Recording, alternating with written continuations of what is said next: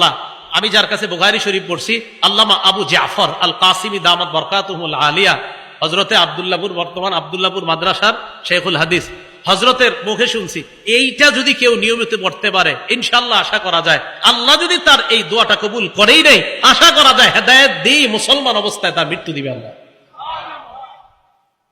রাসূল আকরাম সাল্লাল্লাহু আলাইহি সাল্লাম আল্লাহরে বললেন, আল্লাহ এমন হেদায়েত আপনার কাছে চাই যার মাধ্যমে আপনি আমার দিলকে হেদায়েত দিবেন, এমন রহমত চাই যার মাধ্যমে আপনি আমার দিলকে হেদায়েত দিবেন। এবার আশ্চর্য একটা হাদিস শোনেন, রাসূল আকরাম সাল্লাল্লাহু আলাইহি সাল্লাম এই দুই আঙ্গুলের দিকে তাকান, সাল্লাল্লাহু আলাইহি সাল্লাম।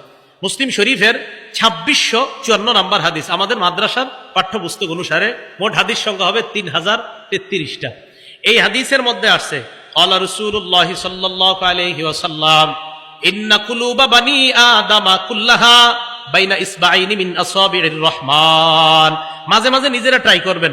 এখন যার যে নিচে এইভাবে দুই আঙ্গুল দিয়ে, এই দুই আঙ্গুলের দিকে একটু তাকান, দেখেন আমার অনুবাদটা শোনেন আর আঙ্গুলের দিকে তাকান। রাসূল সাল্লাল্লাহু আলাইহি সাল্লাম বলছেন, শোনো উম্মত, পুরা দুনিয়ার সমস্ত কলবগুলা আল্লাহর এই দুই আঙ্গুলের মাঝে কাকলবিন ওয়াহিদিন, একটা কলবের মতো, মানে এট এ টাইম, একই মুহূর্তে সারা দুনিয়ার কোটি কোটি কলবগুলা আল্লাহ একই মুহূর্তে একই সময় দেখতে পায়।